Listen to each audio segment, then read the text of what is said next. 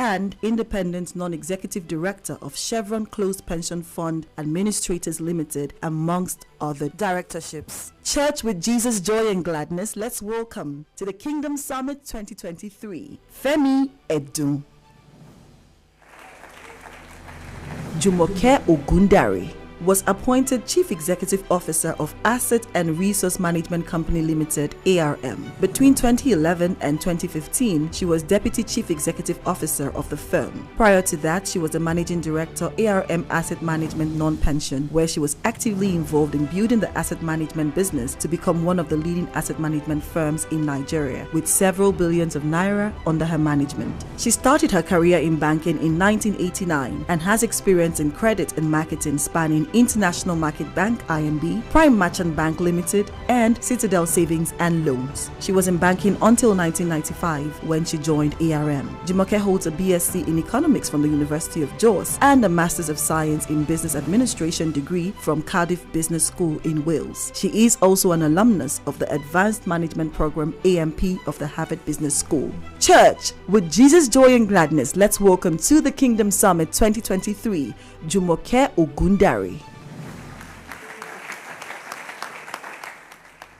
Jason Fleagle is a growth, tech, and marketing professional, helping businesses and organizations grow by at least 3 times with low-hanging fruit opportunities. Jason has helped generate $50 million plus for businesses in all industries in the last 10 plus years. Jason is currently the Senior Director of Channel Marketing for Public SQ, the largest directory and marketplace of freedom-loving businesses in the USA, connecting individuals with businesses that they want to align with their values. Jason was also the creator and director of the first ever Christians in Web3 Summit in early 2023. His personal website is thejasonfleagle.com. With Jesus, Joy and Gladness, let's welcome to the Kingdom Summit 2023, Jason Fleagle.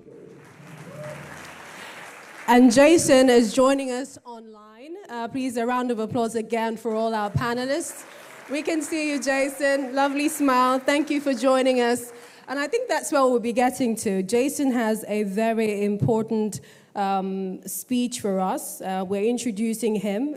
He introduces this presentation, which guides us into the topic for this session, navigating digital disruption in the marketplace. Jason, it's over to you now. Awesome. Thank you so much, Milliscent. Thank you. It's a blessing and honor to be here with all of you today. I definitely want to take a moment to say thank you to Pastor Ben, Dr. Tozen, and my very dear friend, Brett Johnson, who you just saw in that video. He was actually a guest speaker with me at the Christians in Web3 Summit. We have fast formed a awesome relationship with each other and have stayed in touch. And I received the invite to come and attend and speak at this amazing Kingdom Summit. I have been, just blessed and amazed at the amazing other speakers and panelists that we've had at the event so far. And I am, hopefully looking forward to this not being my last invitation to speak at the Kingdom Summit. So let me go ahead and share my screen, and we can get started. So as Millicent mentioned, I'm going to be discussing navigating some digital disruption in the marketplace. And let me turn down my audio here because I'm getting some feedback through my headphones. But let me go ahead and jump in here. So it's interesting with the topic of this talk right now, because we're actually talking about digital disruption, and we have definitely been having some technical issues here. So the thing I kind of wanted to have us start off with, and I was feeling in the spirit, for all of you who just had some food to eat and might be feeling a little bit tired, let's go ahead and all take a collective deep breath in and out. And I wanted to have all of us do that for a moment because the Hebrew term for Yahweh actually is unpronounceable to the human, our human language, any language. And it's actually a breathing in and a breathing out moment. So it's something really interesting to remember that every time that we take a breath in and out, it's a gift from God. So, as we go through this next session, go through the panel discussion here, let's definitely pray that, the attacks on the enemy, from the enemy against us with the tech issues and things like that are bound in Jesus' name, and that we go through and hear the things, that God wants to share through this next talk and the panel here. So one of the verses that came to mind as I was thinking and praying about navigating digital disruption in the marketplace was Exodus 14:13. And that was one thing that is a Bible verse that actually was a sticking point ever since the early new year, prep with the Christians in Web3 Summit. And since then, in the marketplace, the work and consulting that I've been doing, and even God brought it back up in preparation for this talk. And that's Moses answered the people and said, "Do not be afraid. Stand firm, and you will see the deliverance the Lord will bring you through today." So with that, let's go ahead and jump into it.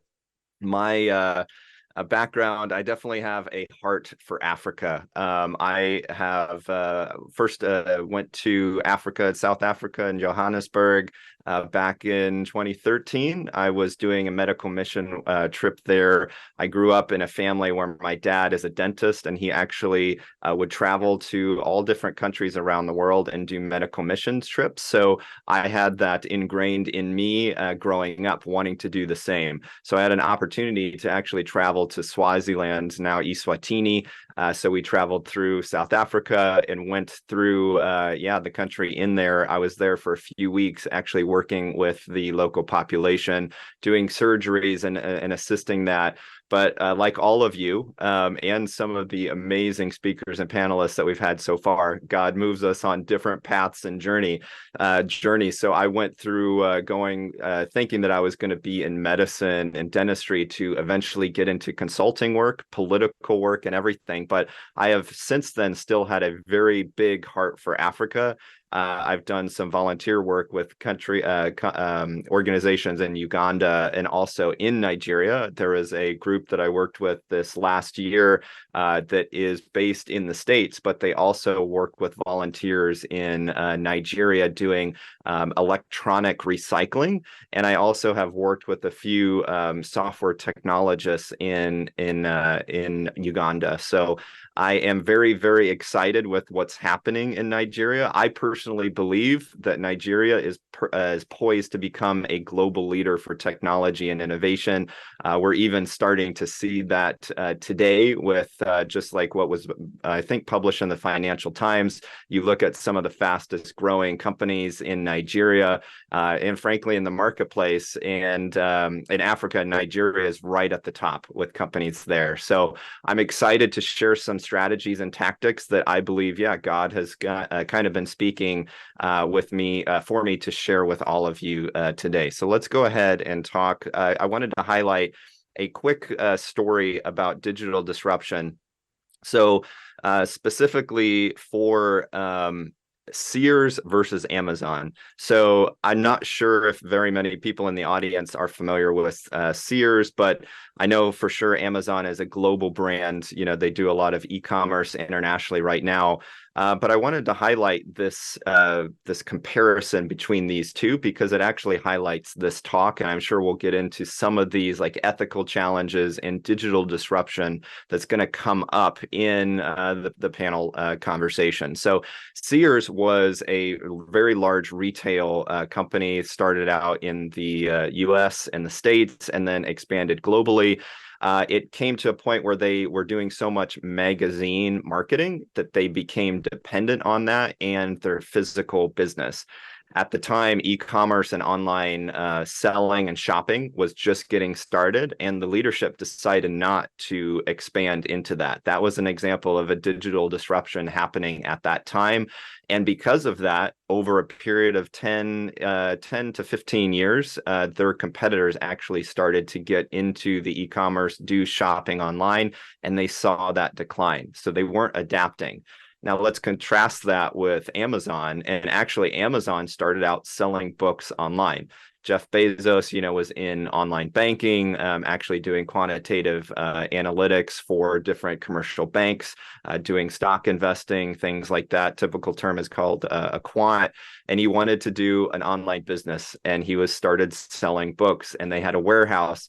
And you look at Amazon throughout their history, they started out doing the book selling, but Jeff and the leadership team saw some of these new digital things, these new digital tools, software, technology things that were coming out. And every single time, Jeff and the leadership team of Amazon saw that as an opportunity to pivot and make changes. If they were not looking at those technological changes as opportunities, they would have probably met the same fate that Sears actually felt as well, which was that decline and eventually declaring bankruptcy. And now Amazon has become a leader. So that's one thing, especially for the young people here with the Kingdom Summit. You look at Sears and even Amazon as global brands. Sears is no longer in existence because they failed to adapt, but it's a good example. You need to start small, figure out a solution now, and I'm excited to talk about that because AI is, I believe, one of the greatest digital disruptions happening right now in our world today. And I want to unpack that in a few minutes here as we kind of get through a few of these other slides. So who am I? Who's my story? What's my story? I wanted to kind of briefly share this because you saw that in my quick introduction. Proud of is my family in the right-hand corner. So I have a wonderful, beautiful wife, Katie, and then I've got my 3 young kids, Alexandra, Gabriel, and Tristan. And, my first calling in life that God has called is first to be a leader to my family and also engage with my children to teach them to become godly leaders as well. So that's something that I definitely am very, very passionate about. And the kind of background that I've been involved in, I started out in politics. So I was very, very excited with Dr. Obi kind of mentioning her background and everything with Harvard and everything, because I started out in the United States in politics, working and doing research, but God eventually moved me into doing more growth consulting, software engineering and development, and then eventually into digital marketing. So I have been very, very blessed to work with many global brands, and some of them I put most recently, I've been working and had the blessed opportunity to work with CV Global, a very global brand, in sharing the gospel all around the world. They actually are one of the leaders in Christian ministries that are adapting to new technologies. So they were looking to do blockchain technologies and NFTs. How can they use that to share the gospel? So a lot of these different brands, actually, I put them up here to highlight because the opportunity I had to work with them was through a time of digital disruption. Every single one of these brands, what's happening, whether that was online selling and e-commerce or doing coaching and mastermind events, but how do we and help them adapt to what was going on. So yeah, I've been really blessed to work with a lot of these different brands. So I wanted to talk about what is digital disruption before we kind of get into some of the strategies here. So digital disruption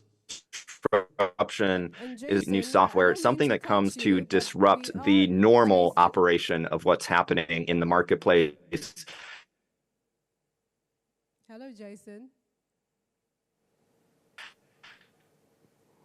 I don't mean to cut you, but we are having some disruptions to your presentation. So we things. Yes, Milliscent. Let me stop sharing my screen. Okay, apologies. But I think you're fine now. You can go ahead. No. Coming through okay if I'm not sharing my screen.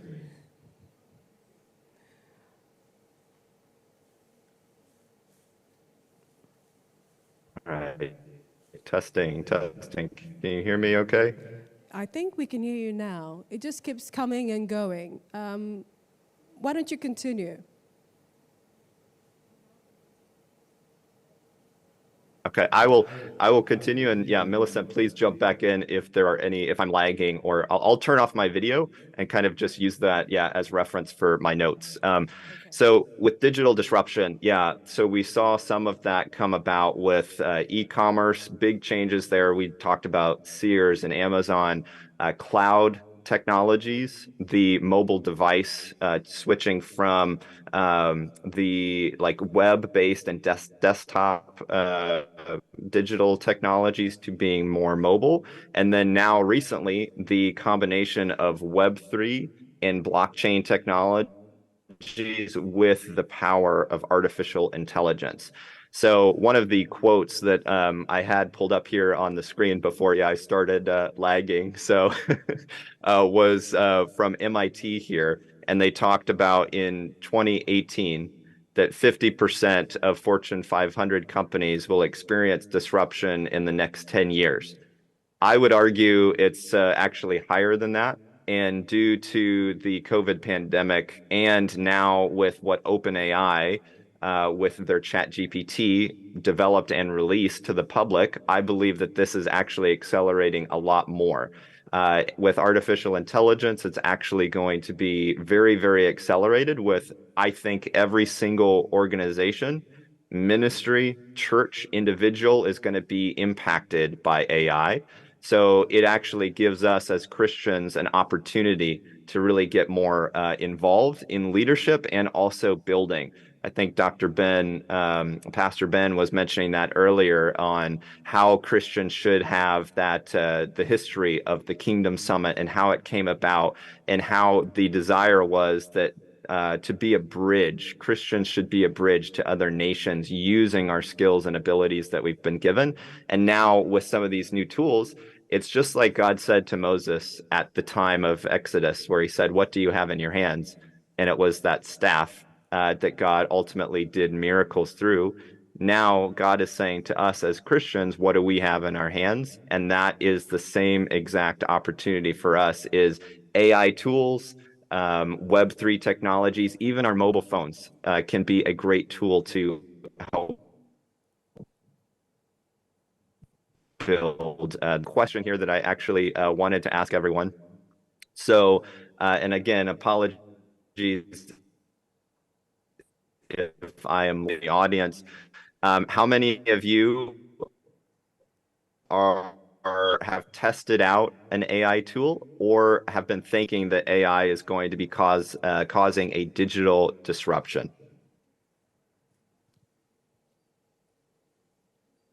I don't know if you can see them, but there are quite a number with their hands up.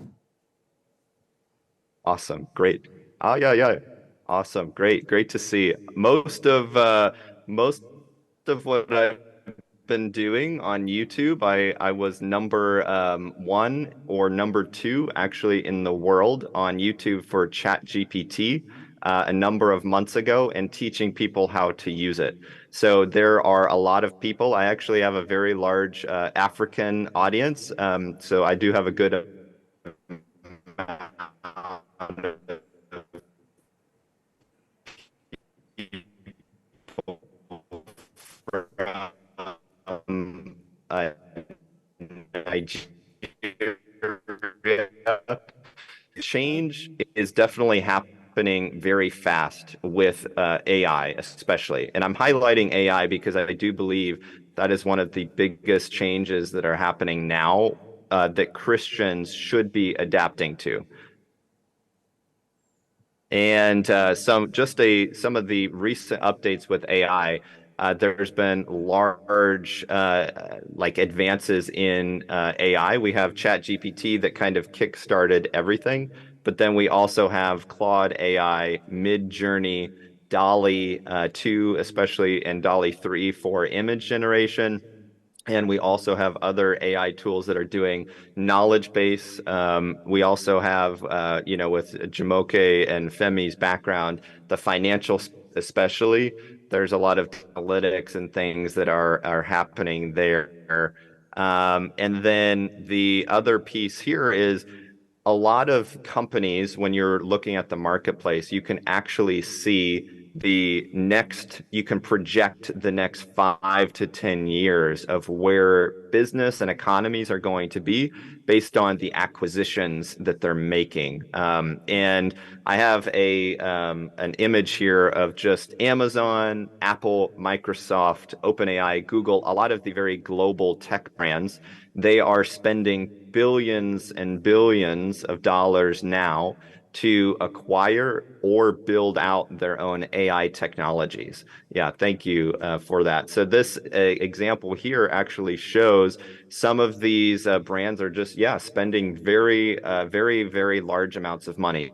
So just in 2022, from Goldman Sachs, there was an estimated 91, almost $92 billion to now for 2025, it's projected to be 158.4 billion.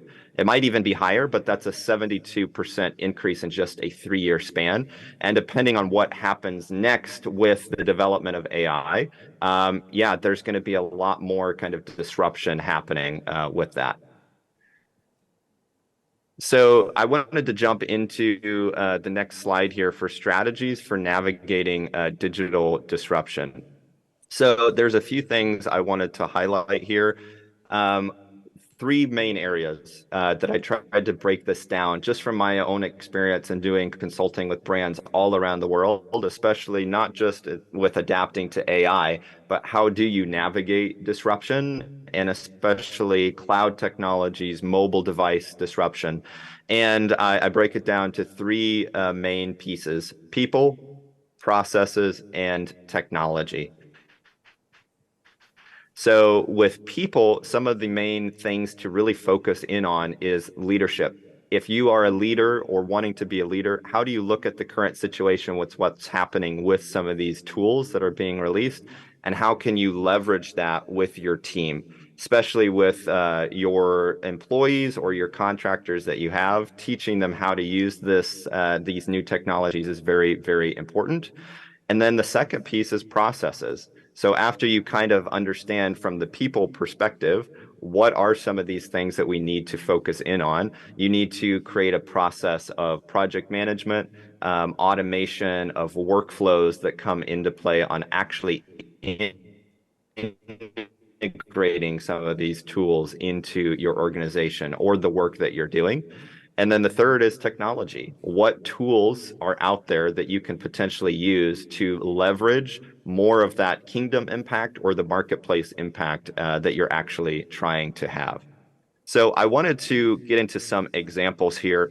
There have been, over the last 4 years, I've been working with many global brands, a lot of brands that are like, we have a SaaS tool, a software as a service, or we're doing home service industry, like they're doing roofing on homes or things like that.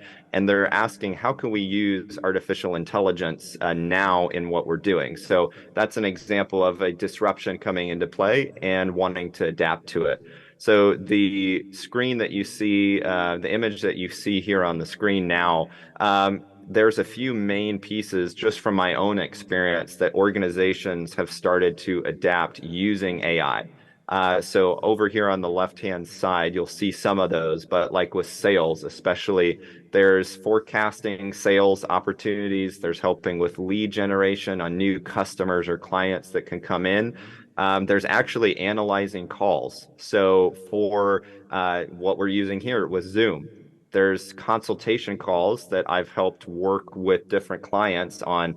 Let's record all of these meetings. Let's upload them into a secure AI tool that transcribes all of the notes and everything. And then that actually turns into action items for project management on what a team needs to execute on. So it's a very powerful tool. Instead of spending, 5 to 10 hours to go through the notes and integrate that into a tool, now you're reducing that down to maybe 1 hour or even 30 minutes to do that same amount of work. So it's definitely a multiplier, a force multiplier for efficiency.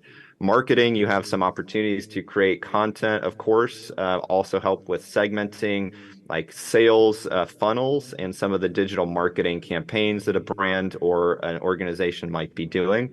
Even operations, it can optimize some inventory. It's great for looking at a lot of data and kind of compartmentalizing all of that data.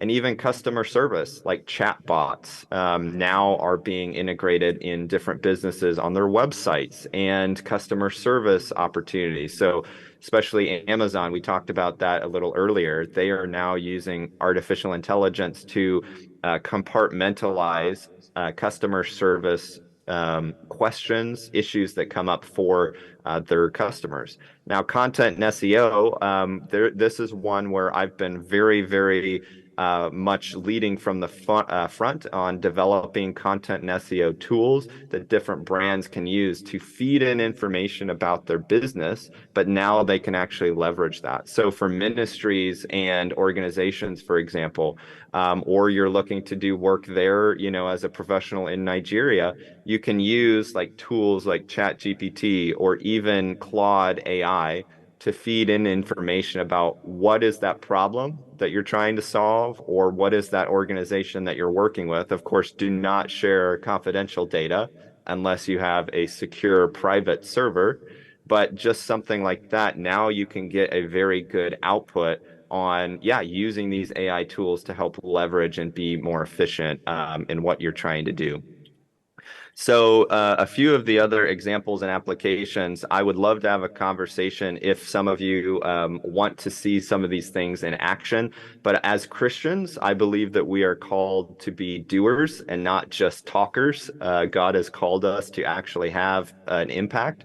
So I do have like actual examples of these different AI tools. I've built out, very worked with teams to build out Web3 technologies, NFT technologies as well to have a kingdom impact. And that's one of the greatest opportunities for us as Christians, is to go out and actually build things. So here's just a few examples of things I've been building out for different brands around the world recently for them to leverage AI tools. And especially Christians, I have been talking with a number of Christian ministries and organizations around the world that are actually very fearful of AI being controlled and dominated by different big tech companies that will potentially censor Christian messages, scripture, things like that. And as a leader in the space, that's definitely something I do not want to have happen. And I think all of us as Christians getting more involved in how do we navigate some of these disruptions that are happening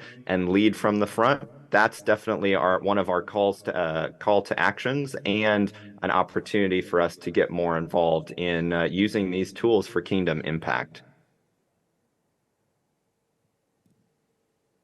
We'll jump here into a few how to get started with adapting to digital disruption. So I have a very simple step-by-step process here.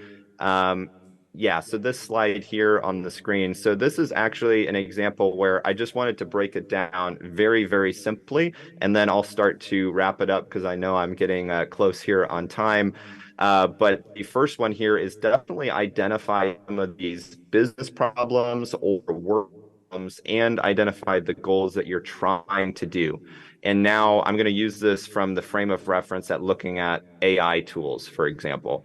So some of these for a business might be improving sales, marketing, operations, customer service, some of those things, and then look at what solutions might already be out there. So I wrote a few on here like ChatGPT, Claude, Bard, Midjourney, Dolly, Baby AGI, which is AI agents that actually execute on different tasks and continue to execute on tasks given a specific goal. And then the next stage is actually starting small. So this is where you figure out how can you start to feed like an AI tool and actually test out some of these things maybe with your team. So doing like pilot projects, something with a very limited scope, and just test out what can be done. And then the next part is evaluating, making changes for, yeah, a better ROI, whether that's financial or also with the team, or even as a ministry and organization, as a spiritual AI piece. So that's definitely something to consider there. And then the providing training to your team. When you find out what is working with scaling and removing what doesn't, you want to provide training to the team or hire, yeah, someone that can come in and actually work with your team to do this. Or at the bare minimum, yeah, watch YouTube videos, which I'll highlight mine if people want to know how to use, yeah, AI tools for sales or marketing. I've done quite a bit on that. And then from there, you want to continue to train and monitor that tool performance and just make any kind of tweaks to really further that. And then, yeah, I wanted to get in the future of where this is going. And this is kind of where I'll bring it to a close. And what does this mean for Christians? So I put up a funny picture here. Hopefully everyone can see it. So this is a very funny image that I found. I really, really like this one. So have you figured out how AI will impact our business? He says he's working on it, and he just goes to Chat GPT. How will AI impact our business? So this is a really good example of a tool. AI is a tool, just like mobile devices are a tool, just like cloud technologies are a tool.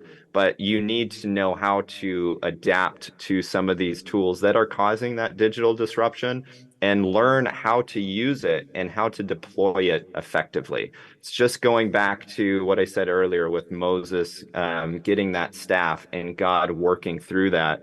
We all have different skills and abilities at our fingertips that God has blessed us with. Now it's how do we leverage those skills, those tools, those abilities that we have with our given places of influence, whether that's being a business owner, whether that's being involved in a church, here at this local church, or, you're in politics. How do you leverage some of these tools given the geopolitical changes that are happening, today? And the final, one of the final slides here. So just some potential outcomes and challenges that I really do see Christians coming into play is we definitely need to be building things. That's one thing where I have a very large concern with a lot of these big tech companies now trying to dominate and censor what people are allowed to see and what they're not allowed to see. So I definitely think Christians should be getting more involved, not with just AI, but also new Web3 technologies on how we can have a greater influence. And then the second point here is AI ethics. As Christians, we definitely have a responsibility to guide the development of AI tools towards human flourishing rather than getting into some of these pitfalls of the world or even the enemy, Satan kind of dominating what's happening today. And we advocate for these policies that are upholding ethics and values. And then this is the challenge, I think, for all of us. So the next slide here is for just with technology, AI, and Web3. It's definitely going to be everywhere, even by the show of hands that I did see from the audience. There is a good majority of people that have started learning or have at least heard of AI tools that are coming out. And we can learn and embrace these tools to build the kingdom and not manipulate it and destroy it. So that's where the world and the enemy, Satan, is going to continue to do what it says in Scripture. He comes to kill, steal, and destroy. But we are not called to do that. And as leaders, God is raising us up to use these tools for building the kingdom. So you don't have to get it perfect. You just have to get it going. That's one of my favorite sayings from one of my mentors, which I absolutely have integrated in my own life. So what will you do? And I'll leave it here with Isaiah 61, 1 through 2. The Spirit of the Sovereign Lord is upon me, because the Lord has anointed me to proclaim good news to the poor. He has sent me to bind up the brokenhearted, to proclaim freedom for the captives and release from the darkness for the prisoners. And that verse is very, very much highlighting everything that we're talking about here at the summit. How do we adapt to what is happening with the disruption? And then how do we navigate some of the digital disruption pieces that are happening? And right here is a great example of how we can start to use that. And yeah, I'll end it there. God bless you. Thank you so much for this opportunity. And I apologize on the technical issues. I hope it wasn't too bad with the skipping happening with the connection. Thank you. Thank you so much, Jason, Fleagle, everyone. Another resounding round of applause for him. Thank you. And to me, it seemed as if he talked about 80% of all the greatness, the positives of AI. And I'm thinking there are also disruptions. There's also the challenges, and we are seeing them today. So we have loads of questions for you, Jason. And for anyone, if you have questions, remember Slido, I believe. That is the app, Slido. Okay, thank you very much.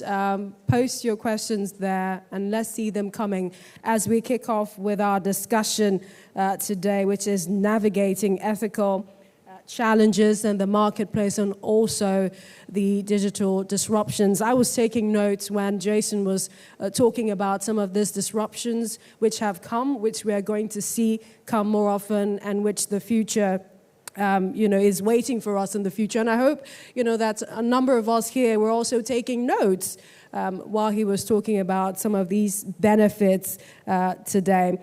But I'd like to come right now to our guests who have been here listening to Jason, and that is before we go into talking about ethical challenges, what your thoughts are on digital disruptions. Mr. Femi Edun, let's begin with you.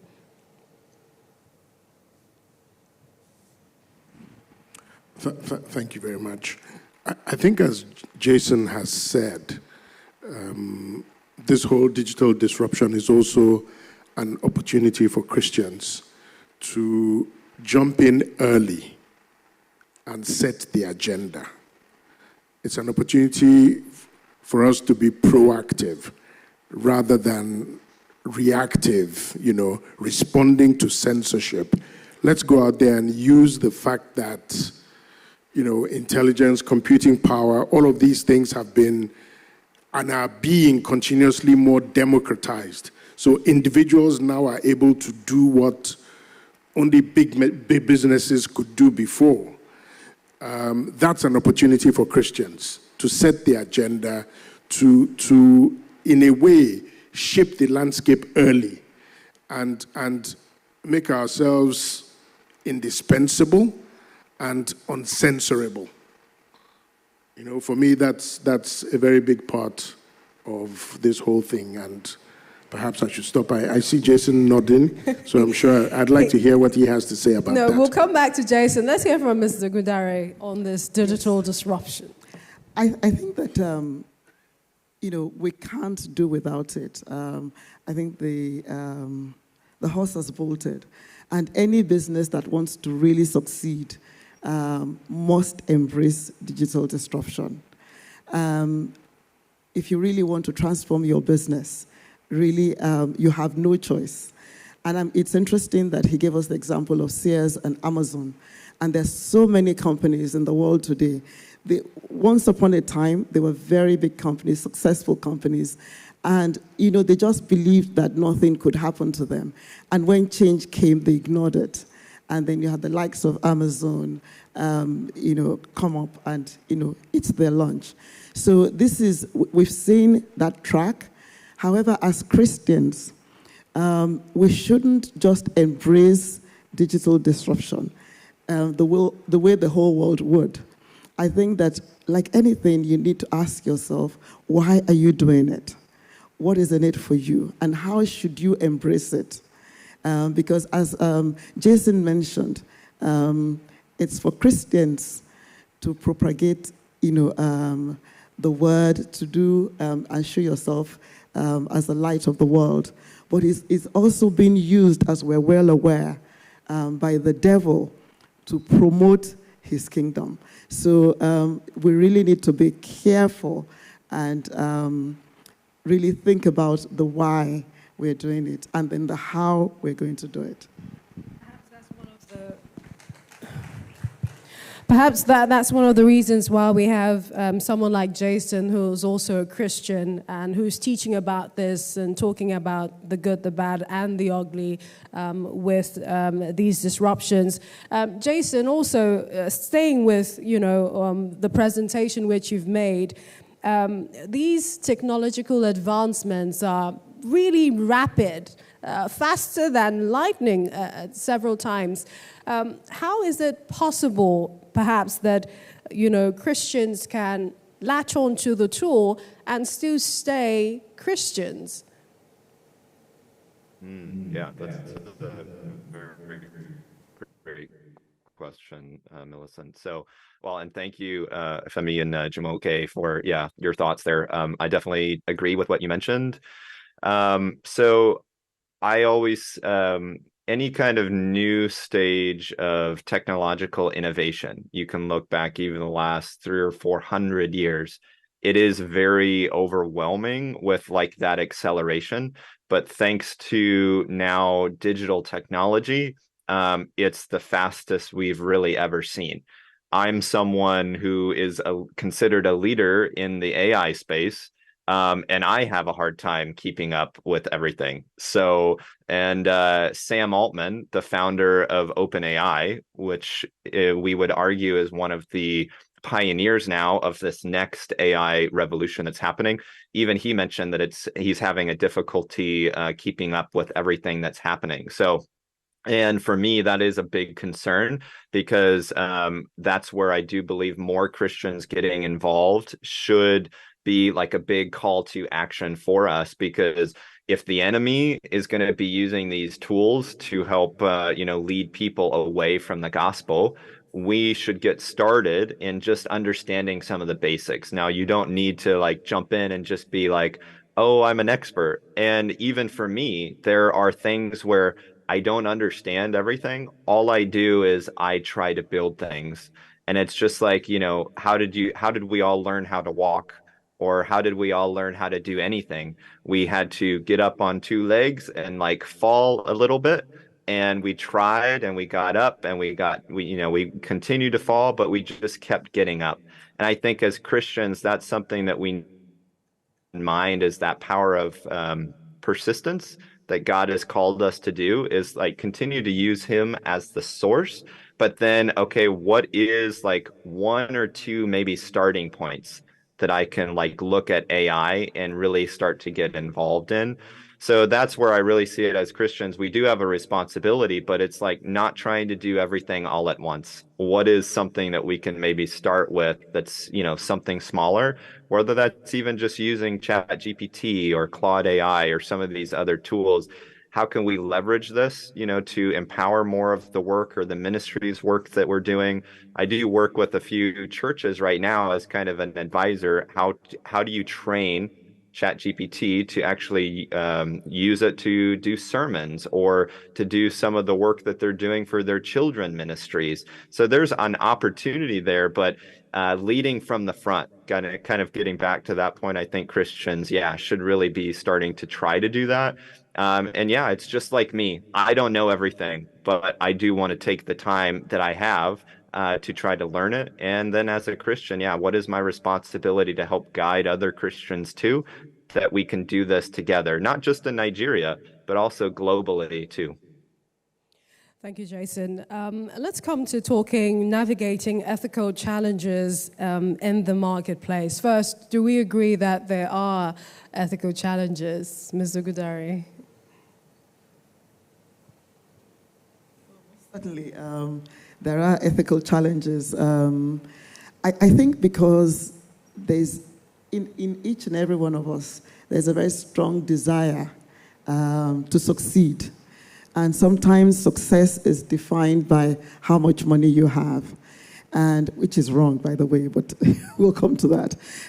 It's defined by how much money you have. And therefore, you are sometimes faced with very big decisions. It's to make money or to veer away from your strong beliefs. As a Christian, you have to understand that you are in your position or you're in a particular role because God has given you that ability. And therefore, you have to, your number one boss is the Lord Jesus Christ.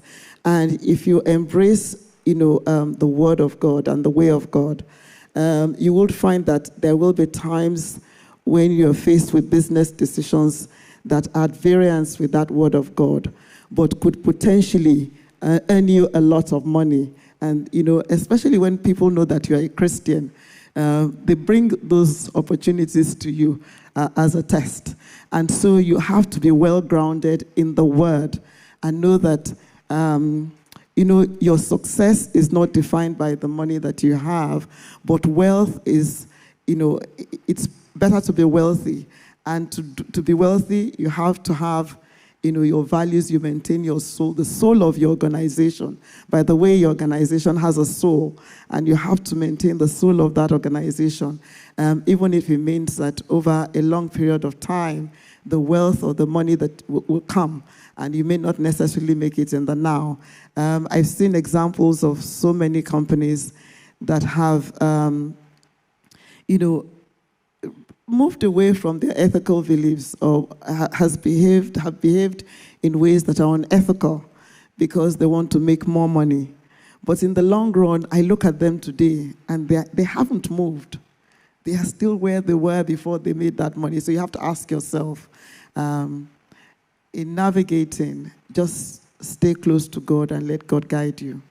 Some would say sometimes we've seen some of these companies compromise ethically, and they've grown larger. To you, Mr. Edun, what are your thoughts on this? I mean, we have over 80 million, definitely more, Christians in Nigeria, but then look at the way things are. Well, I think at the end of the day, it goes back to what Jumoke said about how you define success. So if you compromise and you grow larger, then your definition of success is simply how much money you're making. But when you think about success from a spiritual, scriptural perspective, it's really about fulfilling purpose. It's really about doing what you were put here to do. It's really about God using what He's put inside of you to achieve His purpose in your generation. So when we define success like that, then there's applause for those who cut corners and seem to be thriving. But there are many, many, many companies that were big. Don't even go as far as just in 1990. There were big banks in 1990 that have disappeared. I spent, some time looking closely at the financial services sector. So, many of those banks have disappeared. I'm not naming names, but the point I'm making is that it's possible to be big and, a master of the universe, as it were, and in a very short time, you can become history and you just disappear into nothingness. So it's really about doing the things that are lasting and the things that get us across the finish line, that get us to the point where we can hear our master say, well done. But isn't it difficult to be consistent? There's no question about it. It's not a walk in the park. This is something that can be very difficult. It can be very uncomfortable. It can make you very unpopular. It can make you appear to be very unsuccessful. But the challenge is to stay with it. That's really what makes the difference. And I don't know how to, this whole thing about choosing to be ethical, choosing to stand against corruption, choosing to do the right thing. It's not popular, it's not easy, it's not convenient, but it's about first making the choice. So really, and I was making the point here that the first thing about this whole thing is really about making the choice. How am I going to conduct myself in the business place, in the marketplace?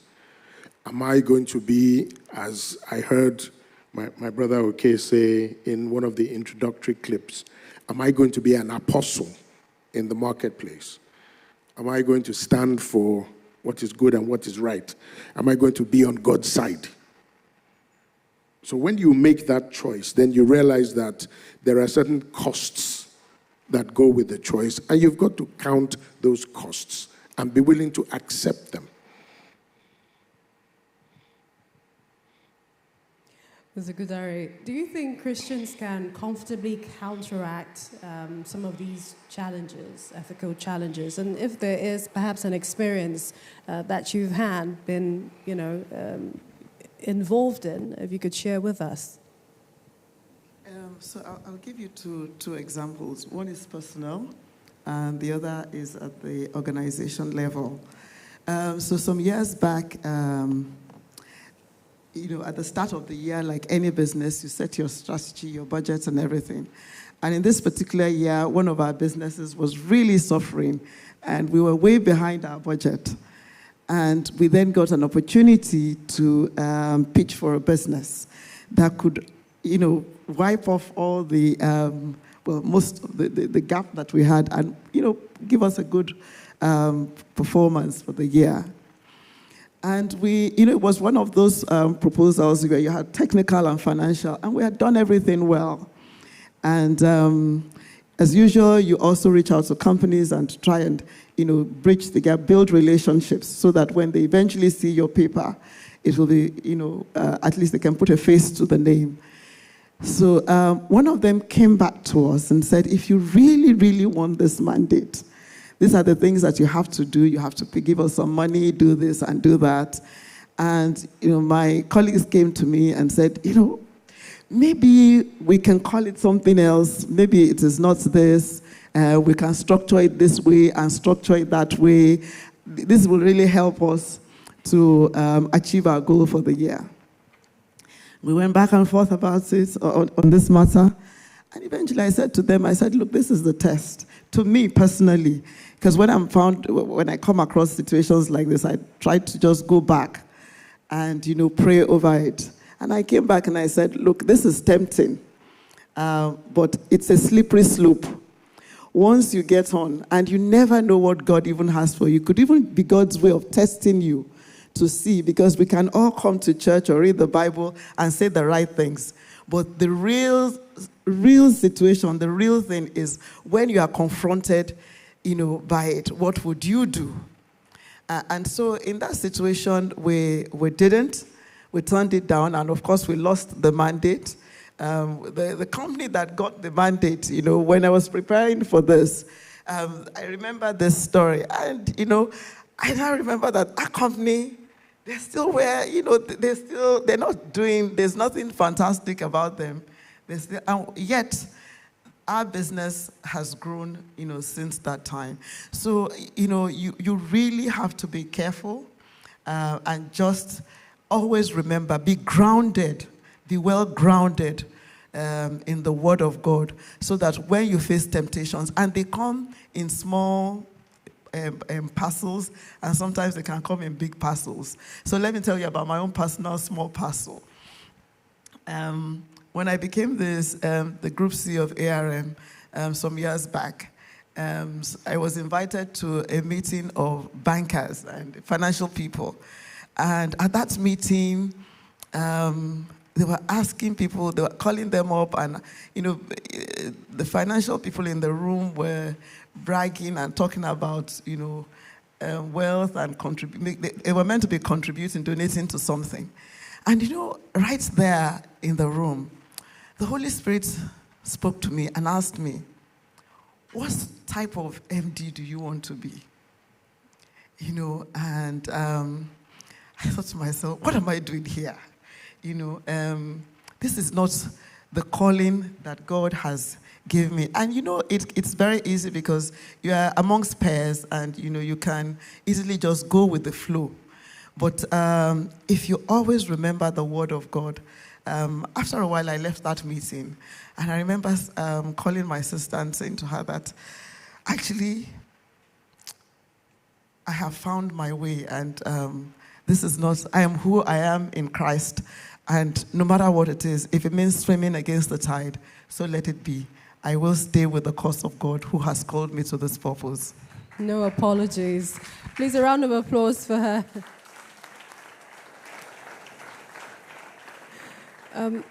Mr. Edun, I'm thinking, you know, there are Nigerian factors. You've been in the business for a very long time. What have been those Nigerian factors that have threatened your ethical, perhaps, nature in the workplace, in the marketplace?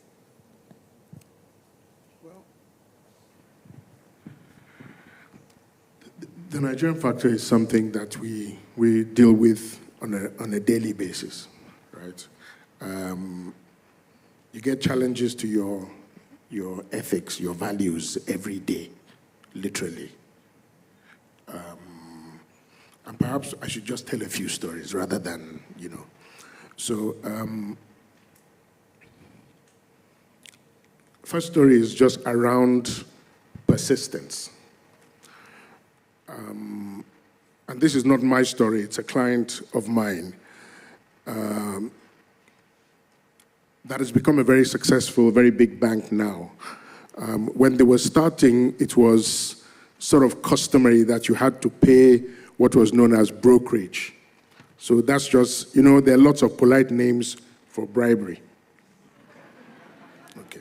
So you had to pay brokerage to open an account, get deposits, blah, blah, blah. So he went to this very big, you know, public sector institution. Banks could still take deposits from the public sector then. And he wanted to see the the CFO, as they're called these days. But he wasn't allowed to do so, so he left his card. So the next day, he went back and he left his card. And for about a month, he was going there every day, around the same time, about lunchtime. Sorry, you can't see your guy. And he would leave his card. So after about a month, he got a phone call. It was the person he'd been trying to see. And he said, there is a stack of your cards. Where is your office? I'm coming to see you. And he said, no, I'd like to come and see you. He said, no. Long story short, the man took account opening forms back to the institution. They opened the account. They started to do business, zero brokerage. So that's my first, I guess my first point is that it's important to be persistent.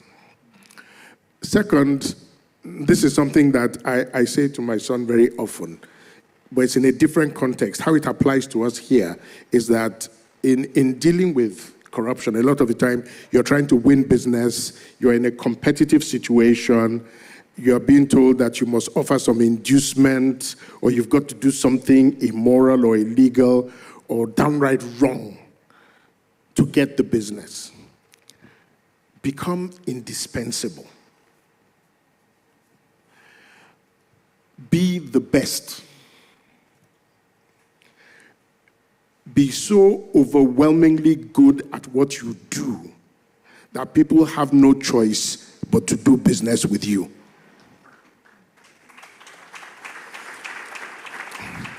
And I often tell the story of Solomon.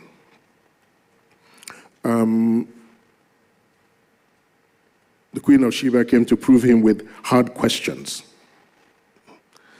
But the fact of the matter is that she got to his court and she didn't even ask any questions at all. All she saw was excellence from the door. Everything that she saw was oozing with excellence. And she said, oh, I hadn't even heard half of the story. Now, how it applies to us in competitive context is this. I remember, so I went to help start out a company called Augusto & Co. that became the first credit rating agency in Nigeria. And we started expressing opinions on the credit worthiness of banks. At the time, there were 120 banks with licenses. So for 104 of those banks, we published reports. And when we published them, we always sent a draft. In those days, we sent a draft because the ratings in those days were not solicited. They didn't have to ask us to conduct the rating. We just did it. So we'd send a draft to the bank and ask them to comment and correct factual errors and that sort of thing. So one afternoon, this guy drove up and asked to, so he just came into the reception of our offices in Ikoyi in those days, and he said he wanted to see the CEO. He wasn't in, so he asked to see, so two of us went out to see him, and he'd come with gifts. So he'd come with electronics of all sorts. So they had a truck. So he brought air conditioners, he brought, stereo sets, brought TVs, and he also brought a bag of cash. Tempting. The numbers were much smaller in 1993. Okay. So what would translate to a lot of money today is what he brought. But we thanked him and sent him on his way. And we published the rating. Of course, we got a letter from their lawyers. But we didn't even bother to respond because we had gone out of our way to make sure that we had done our work correctly. We had worked to best practice, global best practice in that area. We went at great extent to go and learn from the biggest rating agencies in the world. So we had developed methodologies, we had done our homework, we'd done it correctly. And that helped us when it was time to stand our ground and say no. The third thing I'll say, and this is one of my favorite scriptures. It's in Deuteronomy 20, verse 1, and it talks about when you go out to war against an adversary that's much bigger and stronger than you, don't be afraid of them because God's on your side. Now, one of the reasons we give in is because of fear. We're afraid of what will happen if the business doesn't come, if the job doesn't come, if the opening doesn't come our way. So we're afraid of the consequences of failure. And a lot of the time, that's why we give in. But there's somebody standing behind us saying, fear not, fear not, fear not. I've got you. I've got this. It might be temporarily difficult, but in the long run, you heard what she said about the competitor that compromised. Their success is usually temporary. I remember in 1993, it wasn't 10 years. This is 30 years later. So it's 30 plus years after. I can confirm to you that every time we have said no, we have won in the long run.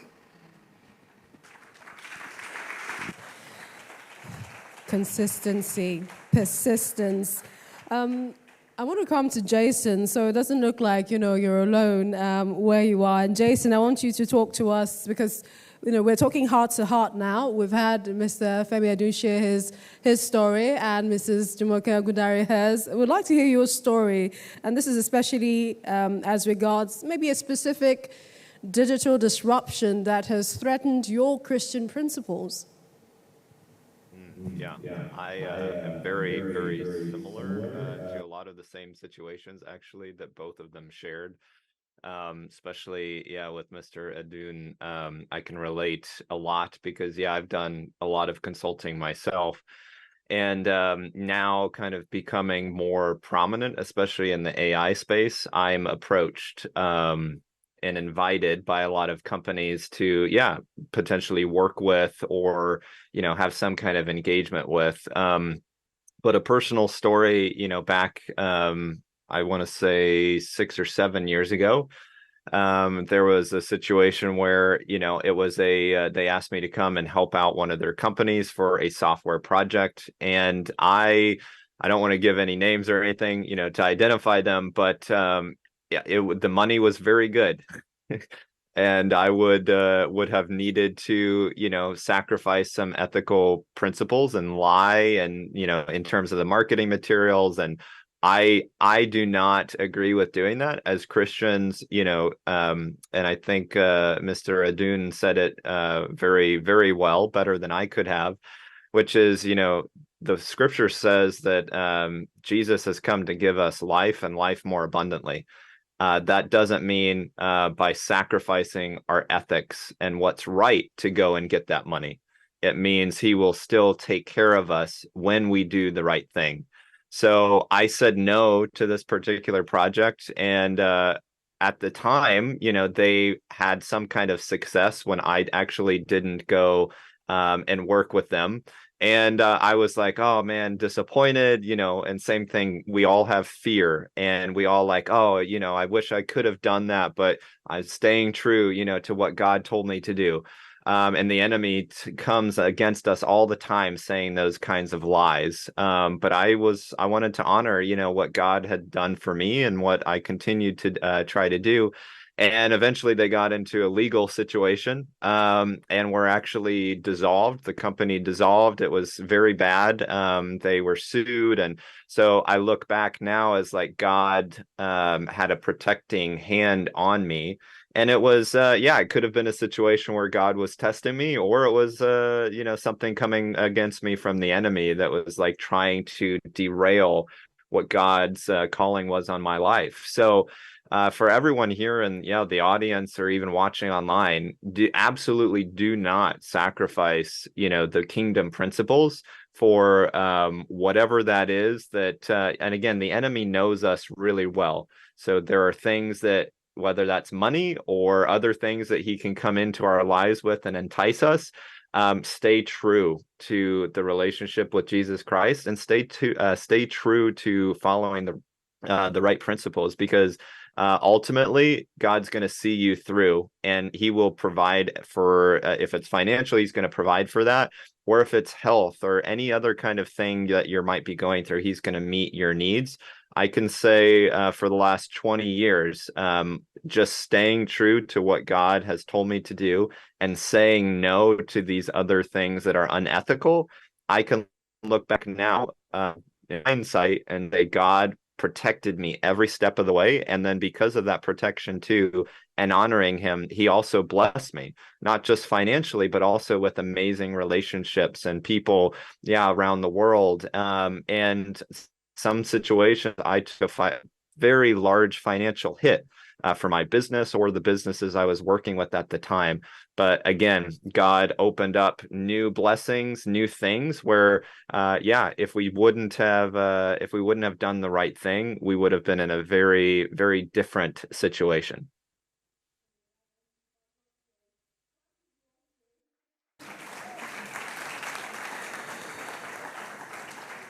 By God's grace, we have a number of CEOs here, who are managing their companies or who will manage their companies in the very near future. Amen?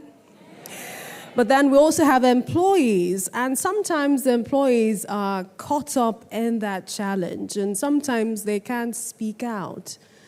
As CEOs, group CEO, leaders in your field, what do you advise, Mr. Edun?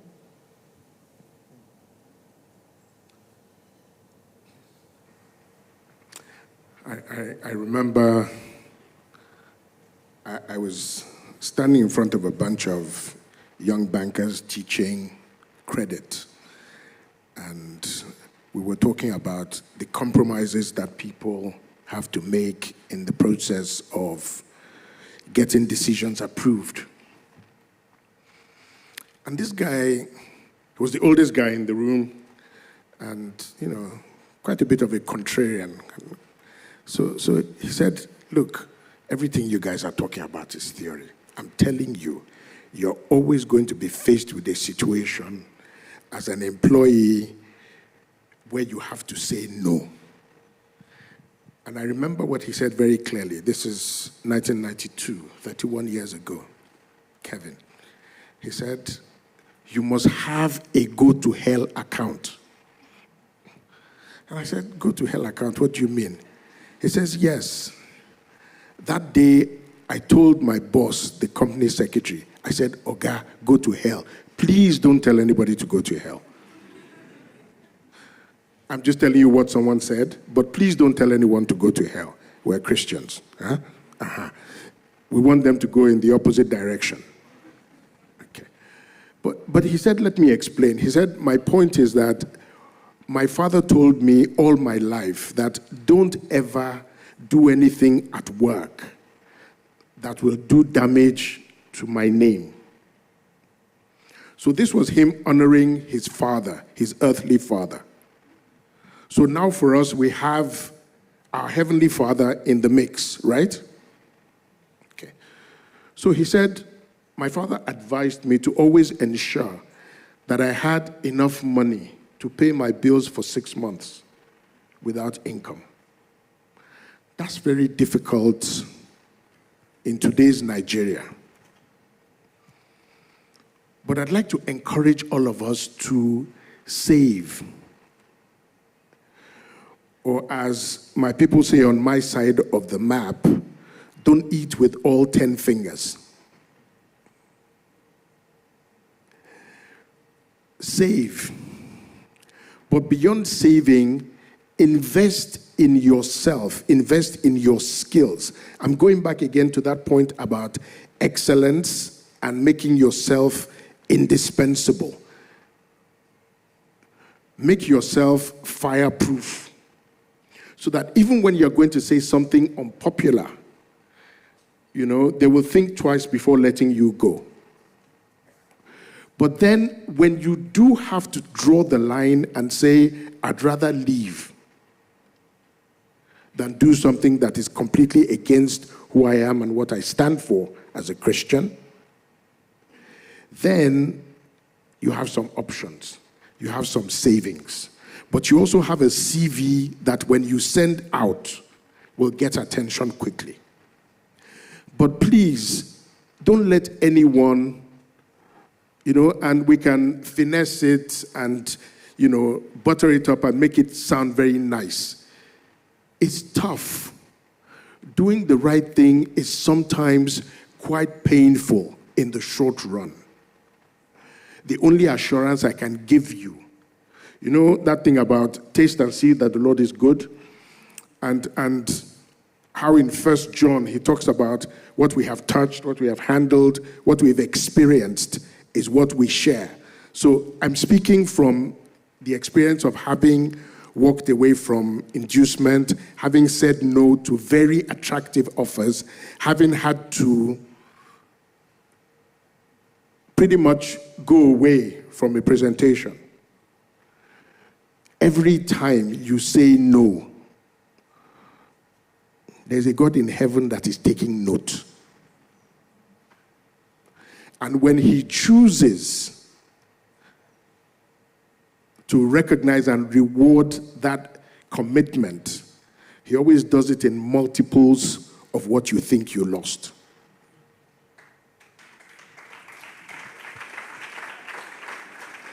In the short run, it may be painful. It may be tough. But if you stay with it, you can't lose. It's a one-way bet. You can't go wrong. Mr. Ogundare. Perfect. But I would also add that, as there was a process to getting into an organization. And so it's always important that before you even get into that organization, the same way an organization would assess you, before you even apply, assess the organization and make sure that this is the type of company that you want to work in. That's very important. But that's if there's variety. Sometimes it's very limited. Yes, I understand that. And I was just going to say that, when you're applying for a job, there's sometimes, especially if you waited for a long time, there's a bit of desperation, and it then becomes any type of job will do. But it goes back to what Mr. Edun said now. Really, if you allow God, we can't, one thing I've learned is that, you can't hurry God up. He will do it perfectly in his own time. And if you wait, so let me give you an example. If you have a choice, you have a job today, but everything that organization does is contrary to your beliefs, would you take it because you want to earn an income? Because you never know what is around the corner for you. As long as you are keyed in with the Lord, he will order your steps. But don't go into an organization where you would have to compromise your values. Because it is very, very, if you're the only one in the place, honestly, it will take the grace of God for you not to fall and become part of them. And what is the point of getting the whole world and losing your soul, So that is what I would advise. Perhaps sometimes as well, it helps if you have the right people around you. I remember working for a company for a year without pay. I didn't think that was right for them to keep owing me. But then I had a mother who said, no, don't worry. While you're looking for other jobs, keep at it. She would take care of, the fund. So there was that support. Sometimes people don't have that support. And then what do they do?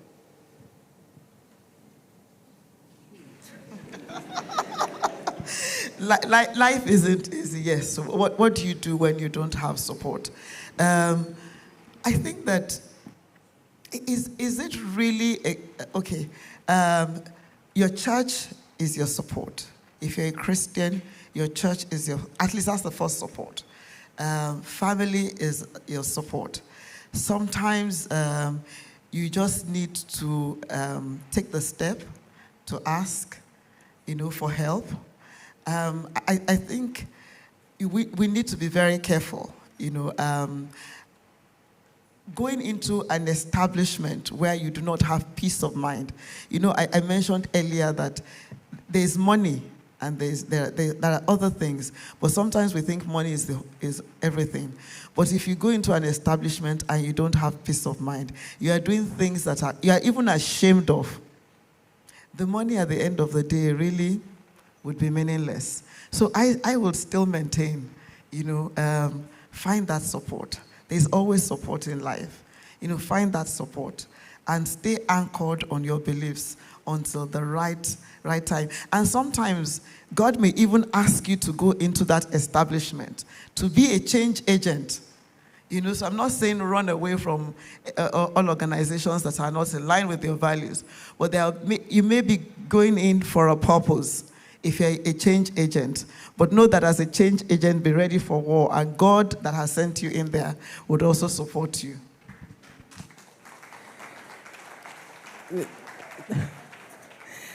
Be ready for war. That's it. Let's talk about leadership and the corporate culture. How do you think companies in the marketplace can sort of promote that culture of ethics and integrity? And do we have a number of companies who are doing that in your assessment when you look at Nigeria, Mr. Edun? Well, there are. And, I know lots of businesses that do things properly and, have the right corporate culture. I think the first ingredient really is leadership and the tone that is set from the top. Not so much what people say, but what they do. So we need leadership to be authentic. And that doesn't necessarily, and sometimes what we're talking about is small businesses. I'll give you an example from our business. we started out, we raised some capital when we started Frontier Capital. And then there was I'll call it the correction that took place in the stock market. 2008, 2009, 2010. And we lost all our capital. Thankfully, we hadn't borrowed too much, so somehow we still managed to keep the lights on. But it was a struggle to pay salaries every month. But we never paid ourselves as the leaders until we had paid everyone. And just last week, I was talking to one of the chaps who worked with us then, and he said something he will never forget is being called into the boardroom and everybody sitting down and being told that payroll was going to be late for that month and the next few months. But we would always make sure that we paid everyone first. I would make sure that we paid everyone completely before we took a penny. And that's what we did. And he said as far as he was concerned, he could have stayed there forever. So sometimes it's even in the midst of difficulty that you really get to show leadership and you get to show ethics. But I'd also like to say something quickly, which, is not sort of in line with our usual perception of corruption, but it's important. And it's really around pay and paying. So one of the things we pick up from Scripture is that we should pay our bills promptly.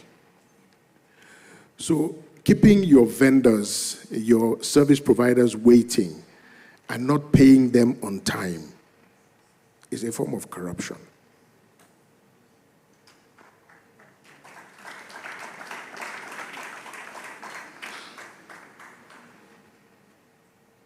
Having, your cleaners, your drivers, your office assistants who can barely make a living on what they earn while you're paying yourself this fat cat salary and living this jet-set lifestyle is a form of corruption.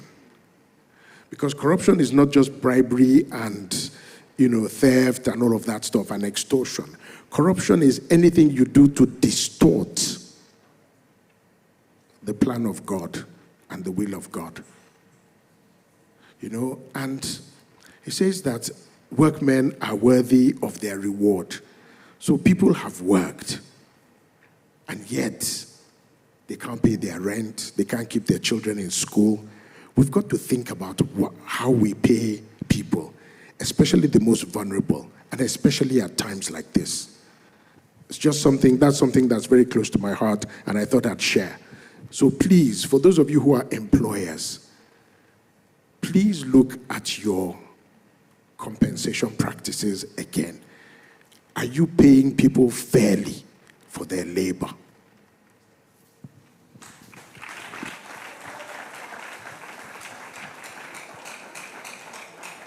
Mr. Ogundare, corporate culture as ethical pillars. What should companies be doing? What should they be putting in place? Okay, I think the first thing is what Mr. Edun said. It's really what you do that's the most important.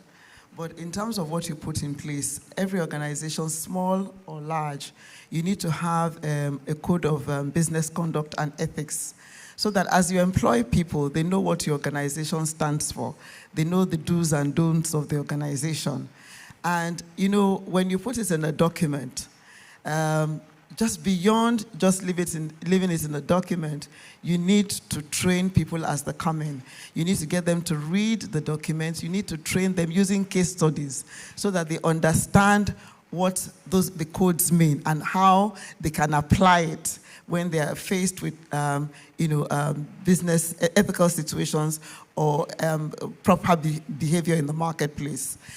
You also need to make sure that from the leadership, and when I say leadership now, it's not necessarily from the CEO level, even from your board, you need to make sure that you get board members that are ethical or advisors, that their ethics align with yours. And at every board meeting, you need to ask them to declare if there is any conflict of interest, because, that is really practicing and ensuring that the ethics of the organization remain at the forefront, so that whatever it is that they have been encountered before they came into the meeting, at least when they get into that meeting, we remind ourselves that it is important that to maintain the ethics. And then on an annual basis for your leadership and also your board, it's good to have a training where you talk about, anti-money laundering, and things like that. Just generally bring into people's awareness what good ethics mean and how to practice it in the workplace. I think lastly, I would say that the true test at the end of the day is what you do when you are actually faced with those tough decisions that you make. Because ultimately, no matter how well you put your document together and how many communications you send out, at the end of the day, people will do what you do and not what you have put in the document. Thank you, Mr. Ogundare. We are winding down, and we hope that you are still sending your thoughts, your questions to Slido. We'll be taking a few of them shortly. But I want to bring in Jason. Okay, and let's take the questions now. The very first says, what is your response to churches that are hesitant to adopt technology for disciplining children due to financial constraints? Yeah, interesting question. So let me kind of break it up into a few pieces. So the response to churches that are hesitant to adopting technology. So I kind of want to talk about that part first, and then for disciplining children, I'm not sure I quite understand specifically like disciplining children. I'm wondering if they are meaning like discipling, yep. disciplining children. Got it. Yes. Perfect. Fantastic. Thank you. So for discipling children, so this is one where we've been talking quite a bit about with CV Global, for example.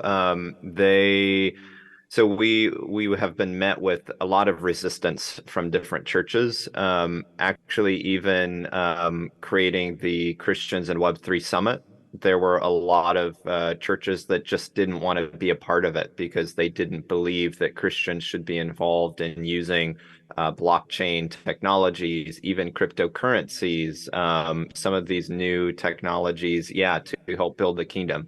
So it was a situation of having to break down. We had I worked with the team to actually create like a 1 or 2 page brief of here is the mission, vision, and values of the Christians in Web3 Summit and what the outcome was going to become. And through that, we actually showed how these different technology tools could be used to build the kingdom. So unfortunately, a lot of the hesitance or fear of using these tools from Christians comes from, that place of fear, where they don't fully understand something, or they might have heard just briefly that, someone that they might love and respect said, hey, we should not be using, these tools or these things. And they just take that at face value before going through and assessing those different tools themselves. So my usually first step is actually going through and understanding, asking questions on why are they fearful or hesitant to adopt some of these technologies. And then through that asking questions, I usually get what is that root of that fear or that lack of understanding. And then we would create resources to come alongside them and say, actually, what you just described is why we're using the technology to, kind of overcome those challenges. And the CV Global project, for example, that I'm working with now is how do we equip Christian pioneers in the dark and hidden places online to go and share the gospel. There's a lot of churches that are hesitant about joining the project. So we did the same process. And after they started to see that and it was communicated, they were like, "Oh, okay, let's jump in and let's be a part of this project." So usually it's just understanding from their side where they're coming from, coming alongside them and saying what you just described is actually why this technology can help.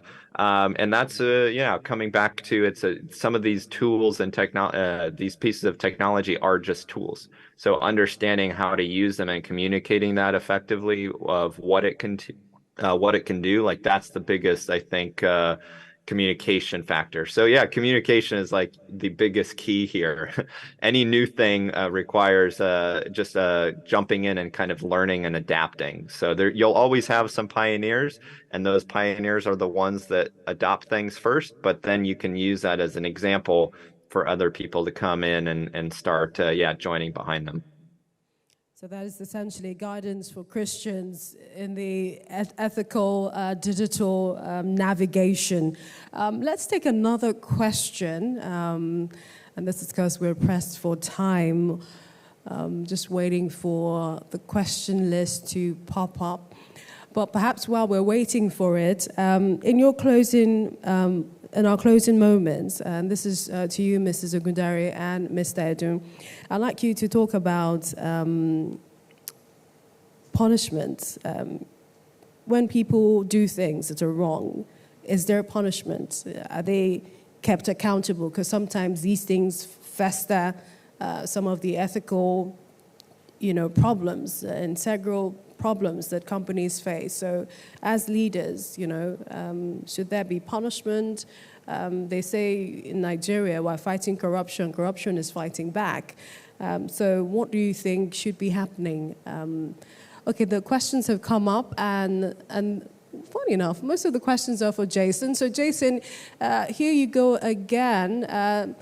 Someone says, thank you, and how can the Christian community set an agenda to develop a framework that governs and regulates content creation for the kingdom? I believe Jason has spoken a bit about that. You might also want to talk about the roadmap that someone who wants to learn how to build AI tools can follow. I know Jason has said, he has a number of things online, YouTube, that you can join in. I just want to, lastly, we can bring that up because I saw a question for Mr. Edun. This is hoping, Jason, you can perhaps all of those questions in one.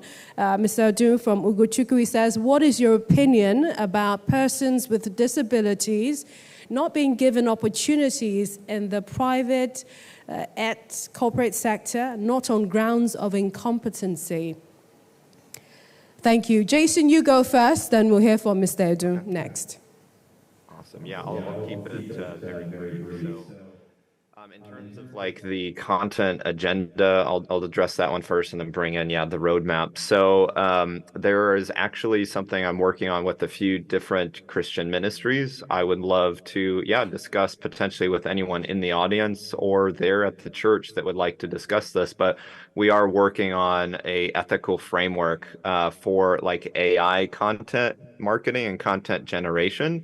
There have been a few kind of funny and also aggressive videos on my YouTube channel that I've done about Jesus GPT and other like AI kind of versions of Christianity. So there are things where I'd love to kind of get a better framework and actually kind of an agenda determined, but I don't have something that I've shared like publicly yet for that. It's all kind of behind the scenes. And then for the second question for the roadmap, I don't have like a very specific like software development kind of structure and a roadmap for AI tools, but I do have a few videos on my YouTube channel that are probably a great start. So I'd recommend there to kind of check those out. And then, I'd be available if you want to send me an email on specific kind of software questions. I do a lot of people will comment on YouTube videos, and I actually make a full video answering their question because I know some people will have the similar questions about it. So I may even do a video, specifically about that question. Thank you, Jason. Mr. Edun, if you remember. Yes. Persons with disability. Well, I think it's really the employer's loss if someone with a disability is not hired, and the reason has nothing to do with their competence. So if you pass up on hiring someone who's competent and will be excellent on the job or at the job, then it's your loss as an employer. Perhaps we should have, sort of anti-discrimination legislation in Nigeria that says that people should not be discriminated against on grounds of disability. I believe that that's already in place, if I'm not wrong. So there's the legal issue, but really it's a practical business thing for an employer. I mean, if I found someone who, for example, was in a wheelchair, but they were the best at what they did, I'd hire the person without a second thought. And I think most sensible employers would do the same and should do the same. So really, I'm completely with the person who asked the question. And it's the employer's loss. So perhaps in 30 seconds each, Mr. Edun, Mrs. Ogundare, talking about punishment, ethical challenges, what people can do, your final closing moments. Certainly, if there is misconduct, there should be punishment. But before you carry out the punishment, always do your investigation. Get a third party to ensure, ascertain that indeed there has been a misconduct. And because you have a code of conduct, apply that code of conduct so that you're not seen to be playing favoritism. So yes, you should do that. Mr. Edun?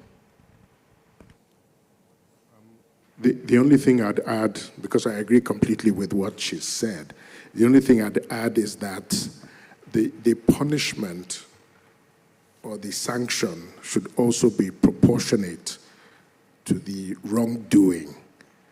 We should make sure that the punishment is not excessive. And over the years, I've sort of come almost full circle in my views as far as corporate forgiveness is concerned. I believe that we should certainly sanction bad behavior according to our rules. But as we do so, let's not forget compassion. And I'll close that with an example of someone that violated our code of conduct, and we had to let her go. Everyone thought, because of the amount of begging that went in, everyone thought that she was going to stay. But I said, the rules are the rules, we have to let her go. So we let her go. But I then called her, and I wrote her a check. And I gave her a blank check and said, anytime you need anything between now and when you get your next job, come back to me. She's doing very well in her career now. She's a high flyer. And had I not left room for her to have some sort of safety net, perhaps things would not have ended for her as well as they did. So as we apply sanctions, let's also be compassionate. I think at this rate, I'd like to work for Mr. Edun, wouldn't you? And then, of course, there's Mrs. Ogundare, who is controlling billions. It wouldn't be a democracy if we don't have Jason give his last word. Jason? Yeah, I'm sitting here wondering how I can top that with what Mr. Edun said. So, yeah, the only thing I would add to that, I totally agree with Mr. Edun. And, punishment is something that should be definitely we should be doing as people and leaders in the marketplace. But having the compassion is something I definitely totally agree with. There's been situations I've had to let people go. And yeah, I took a financial hit or I paid them I didn't need to, but I did feel like I should because it was the compassionate thing to do, even though they did something wrong. And that's what separates us from the world. We lead with our relationship and our character principles that Jesus has given us. And he led a life that is a model for all of us to follow. So yeah, I keep coming back to that cliche kind of statement or question. What would Jesus do in this situation? And that's usually how I try to make my decisions. And I would encourage everyone to do the same too. Ladies and gentlemen, you've been listening to Navigating Ethical Challenges and Digital Disruptions in the Marketplace 360. A round of applause for our panelists once again, Mr. Femi Edun, Mrs. Jumoke Ogundare, and Mr. Jason Fleagle. Thank you so much.